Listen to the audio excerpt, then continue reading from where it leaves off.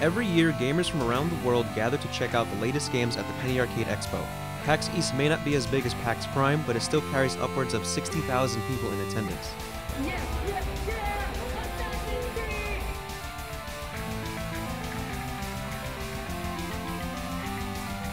easy? The convention, hosted by Penny Arcade, the ever-popular webcomic series about geeks, gamers, and video games, had its first show in 2004. Since then, the show has grown larger and larger each year, with PAX Prime taking place in Seattle and PAX East in Boston. This year, I attended PAX East for the very first time. Hey guys, this is CJ Melendez, Managing Editor of Rely on Horror. I am here today at the Boston Convention Center in Boston, Massachusetts. It is PAX East weekend. This convention was both exciting and exhausting, but ultimately a rewarding experience for me. I met with several developers behind upcoming games such as The Last of Us. The Last of Us takes place 20 years roughly after present day, after a fungal infection has decimated civilization as we know it. Outlast. That is something, that we discovered in the very beginning of the process of building the game. And Saints Row 4. We started working on Saints Row 4 about 2 months before Saints Row 3 came out. So we've been working on it for a long time, and I'm really, really excited with how it came out. It's come together really, really nicely.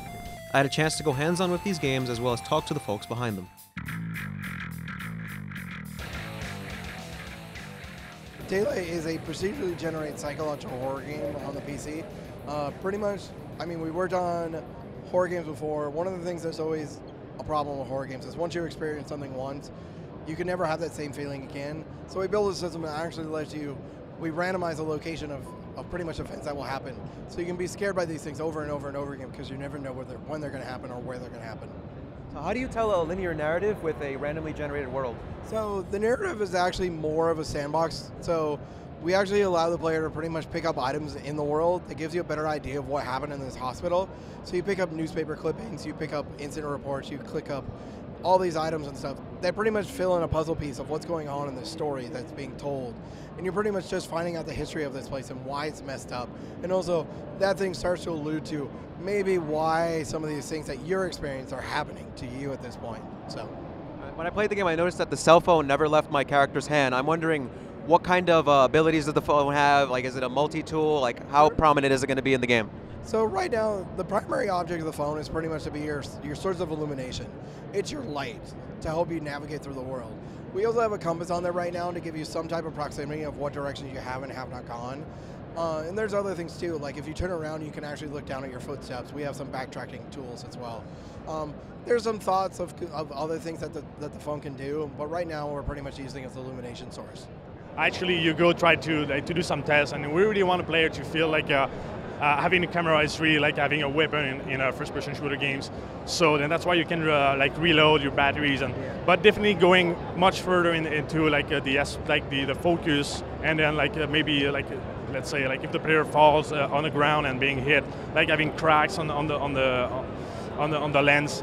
So it's definitely something I wanted to push forward because we know player now and even any people wants to put their video on Facebook and YouTube. So that would, for us, that was obvious that we had to find the right type of game, and in that case Outlast, to come up with a reason to use a camera and camera recorder. The Last of Us takes place 20 years roughly after present day, after a fungal infection has decimated civilization as we know it. So governments have collapsed, the infrastructure has collapsed, no electricity, manufacturing's gone, so supplies are scarce. And the couple philosophies that we wanted to do with the game is, one thing Naughty Dog is really well known for is this character-driven narrative. So that's full force again here too. We really wanted to do this character drama and all about interpersonal relationships, what it's like when the human survivors, civilization, what choices they make when they're trying to survive with this really difficult third-party stressor of the infected humans. To your left. The story of the game is centers around Joel and Ellie. So you play as Joel, and he's been tasked to smuggle Ellie out of a quarantine zone and deliver her to sort of this resistance group that doesn't believe in the police state, the oppressive police state that exists in this quarantine zone. Right before I got some hands-on time with the new Dead Island, I ran into the considerably tall IGN executive editor Greg Miller. Yeah, PAX is great. all get to come together and celebrate games, right? It's one of those things where E3's cool and E3's all the big announcements, but PAX is when we all get together, hang out, have fun with fans, hang out, all be fans together. So what's the last thing you just played? The last thing I just played was Dead Island Riptide, a sequel to Dead Island. What do you think about it? It's good. It's more Dead Island, right? Like, if you didn't like Dead Island, you're not going to like Dead Island Riptide, but I like Dead Island a lot, so I'm ready for more. How was the narrative of that? Of this one? Yeah. It's more Dead Island narrative. Okay. It seems like I woke up on a beach and I didn't know where I was, and then we were immediately into it, right? It's immediately going. Is there anything you're looking forward to at the show? The panels, probably. We're hosting a bunch tomorrow. We have a Game Scooper doing. I'm hosting an Insomniac panel. The show floor is great, but I feel like after like a day of it, right? I'm like, all right, I'm done. I don't need to it sucks too, like waiting in line for this stuff. Like, it does. People come here and they pay all this money to come, and then they have to wait for like 4 hours to play a 10-minute demo. You're like, man, I like being tall. It's one of those things. I'm on the internet. If people who watch you don't know me, I sit down a lot on the internet. When I post for photos, I do this. I get down low. And so whenever I meet somebody, they always tell me I'm taller than they thought I'd be. Because when I'm even now, I'm like trying to talk on the mic. Usually, if I'm standing up, I'm huge. I'm tiny. I'm really tiny. Don't worry. It works for you in a show like this. Thank you. In and out. I can rat around. Exactly. Spindly little fingers. You're just dodging in there. Even our cameraman Jeremy found something to geek out about at PAX. What's up, guys? Jeremy here over at PAX 2013, and it's a little bit different. Normally I'm the one behind the camera and CJ's normally the one on camera, but we're kind of in my realm now. I get a chance to geek out. I'm over here with Magic the Gathering, and I'm here with Adam Dixon, and you are? I'm the brand manager for Magic the Gathering. So we have the brand manager here, which is pretty awesome. It's a pretty big deal for me. And we're going to talk a lot about Magic 2014, the new core set, and the new online additions that you guys got with 2014. So what's going on right now, the major additions that you've had with Magic 2014 online? This year we're introducing Magic 2014 for the very first time to Android tablet devices through Google Play and the Amazon App Store. The gameplay is going to be very similar across all the different platforms, whether you're playing on PC via Steam or PlayStation or Xbox. Android specifically is going to feature ad hoc multiplayer at launch, and then we will be continuing to examine online multiplayer options for a future update. We're featuring Chandra right now, so can you give us a little bit of the backstory now? What's going on with Chandra now that she's the main focus of Magic 2014 core set? Absolutely. So you're going to be able to assist her in a quest for revenge. Chandra's all about that vengeance, revenge, and you're going to be able to help her with that quest by tracking down a manipulative and dangerous planeswalker named Ramaz.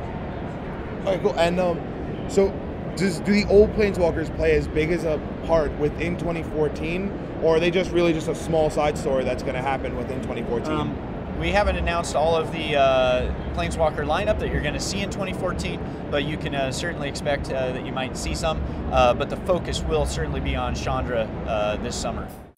What's a proper geek convention without cosplayers? Cosplayers are the lifeblood of conventions like this. I had the opportunity to talk to iconic characters such as Pit from Kid Icarus, Sonic, and Raiden.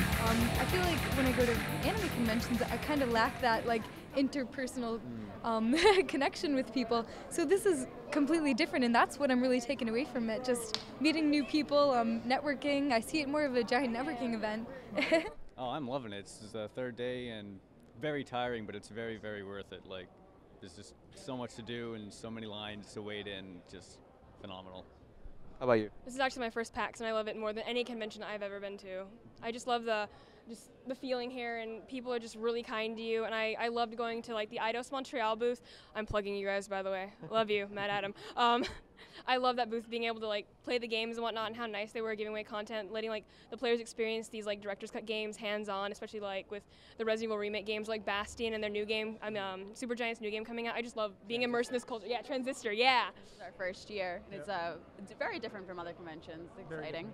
Yeah, it's cool to see all the different media and whatnot that you can see here at first glances at a lot of stuff. So it's really cool. Since you're playing as cosplaying as BioShock characters, and this is a very elaborate costume, it's really awesome. He can't speak. You're gonna talk for him. How long did it take to put all this together? Originally creating and putting it together, when you're at the show. It on and off probably took about a year and a half. Wow. Yeah, because he had work and other things to do, so a lot of basement time. That's a lot. On this. It takes a good 10-15 minutes to put it all together, though, once you actually get to the con. Okay. So how many times do you get stopped, and is that an inconvenience with the costume? Is it heavy? Is it hot in there? It is exceedingly hot in there. We have some fans on the back of the helmet to help. Oh, wow. But they That's don't really do awesome. too much. But we do get stopped a lot. Mhm. And sometimes we have to tell people, no, we have to go sit down and take his helmet off. But overall, it's a lot of fun being here in this costume. By the end of the convention, we had the chance to meet a lot of interesting people, Beards just make people more handsome, I guess. I wouldn't call it a beard fetish, but I don't know, maybe a little bit. awesome characters, That is just perfect. That is perfect. Someone's got to be cute at this convention. Why can't it be me, right? passionate developers, We kind of regrouped together at EA, and at some point we were like, okay, now it's time in Montreal to start something new. Like, I think it's at that we had to move and forward and do something. and fans of all ages. Overall, it's more kid-friendly than I thought it would be. This convention was an educational experience that allowed me to professionally cover games in new ways. I left the show with a handful of interviews on several upcoming titles, spoke to some cosplayers, and played games that have yet to be released. I'm CJ Melendez, signing off for Press Start.